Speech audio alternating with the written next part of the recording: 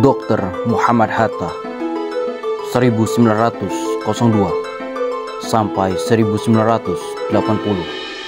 pahlawan proklamator.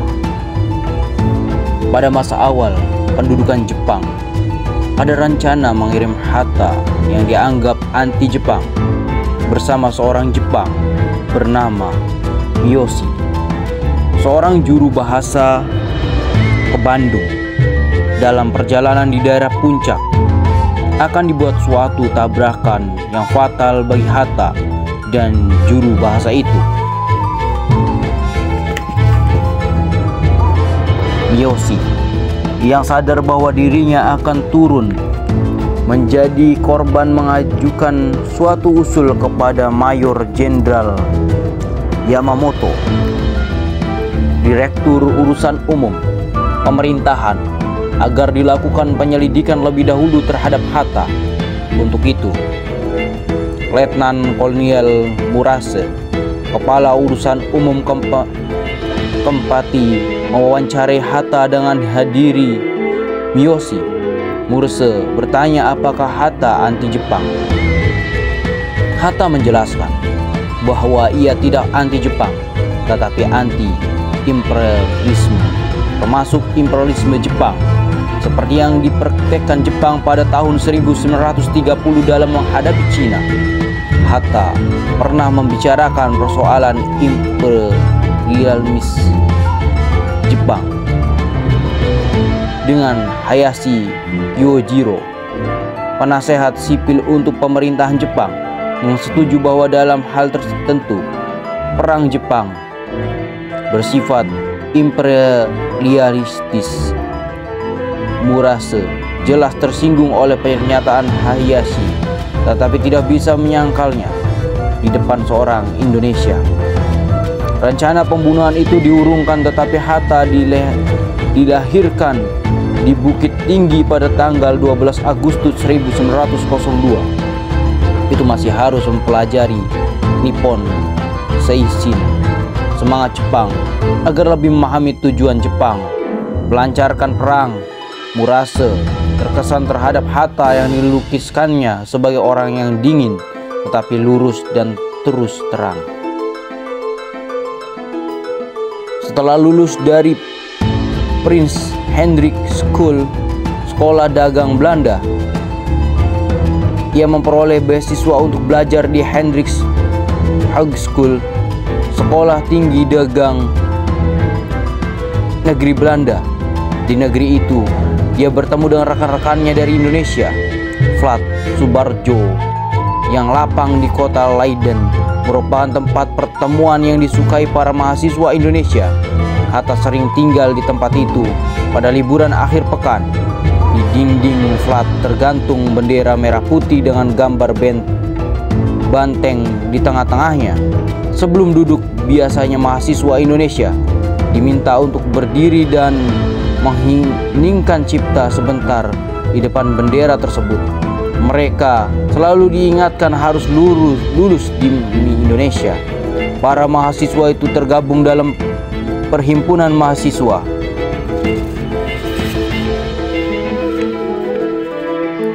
yang kemudian diganti pada tahun 1922 dengan nama Perhimpunan Indonesia.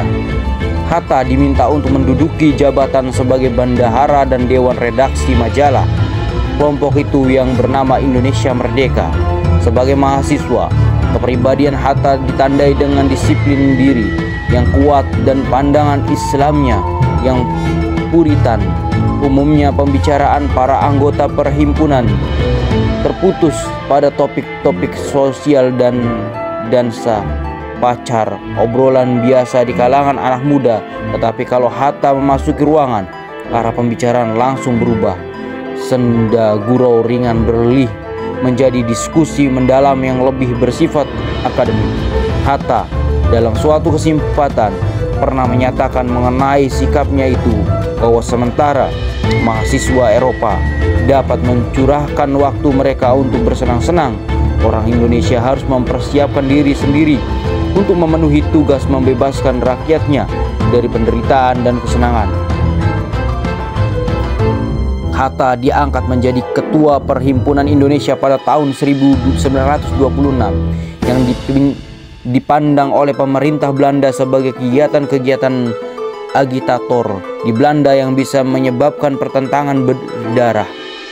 Karena kegiatan politik Perhimpunan Indonesia, Hatta bersama rakyatnya Nazir Datuk Pamungkas, Ali Sastromujojo, dan Abdul Majid ditangkap pada tahun 1927.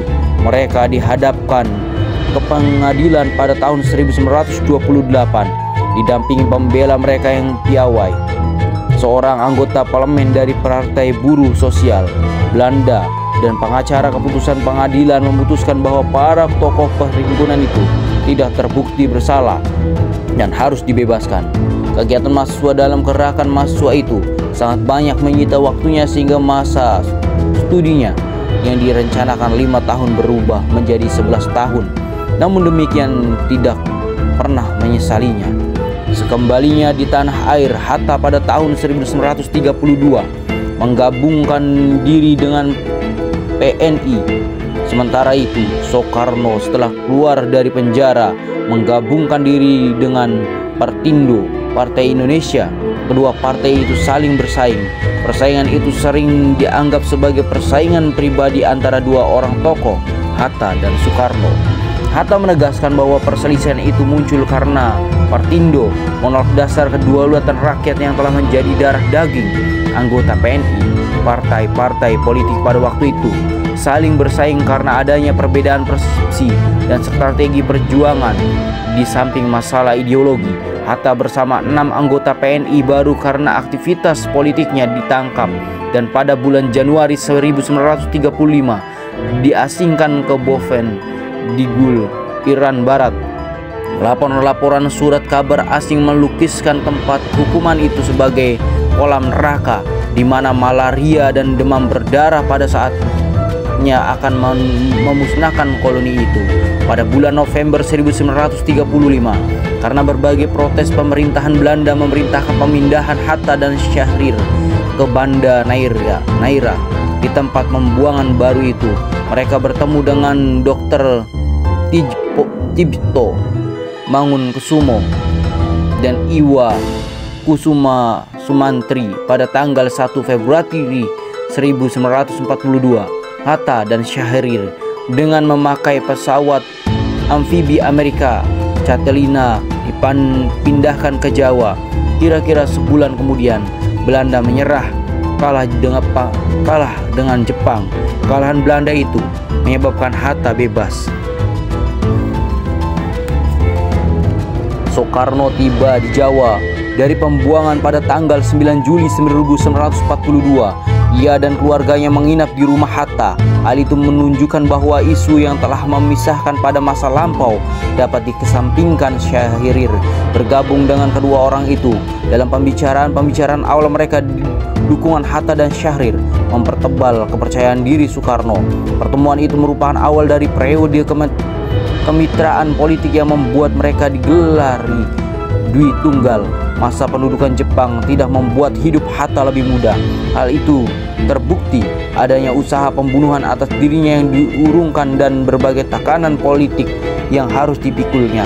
Bersama Soekarno dan para tokoh lainnya, ia memimpin kantor pusat Tengah Rakyat. Meskipun ia menunjukkan sikap yang kooperatif terhadap tentara pendudukan, namun ia tetap menjalin hubungan dengan gerakan bawah tanah seperti Syahrir. Setelah Jepang menyerah kepada sekutu, maka pada tanggal 17 Agustus 1945, Bung Hatta bersama Bung Karno atas nama rakyat Indonesia memproklamasikan kemerdekaan Indonesia. Ia dipilih sebagai wakil presiden rakyat Indonesia dan beberapa kali memimpin kabinet sebagai Perdana Menteri.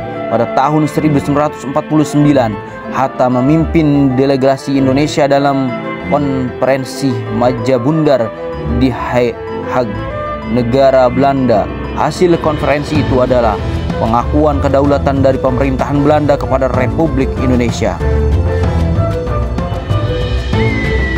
Salah satu jasanya yang penting adalah rumusan dalam pasal 33 Undang-Undang Dasar 1945 yang mengajukan pandangan mengenai pentingnya koperasi baik sebagai konsep ekonomi maupun untuk membangun kekuatan golongan ekonomi lemah.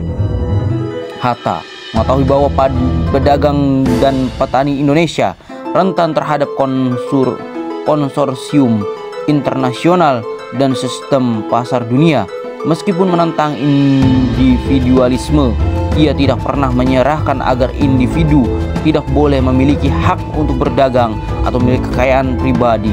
Penekanan dalam kebijakan ekonomi yang dirumuskan itu merupakan perlindungan bagi anggota masyarakat yang lemah di dalam proses ekonomi. Begitulah sekilas cerita tentang Muhammad Hatta, cikal bakal dari Nusantara Indonesia. Kisah ini diambil dari kisah para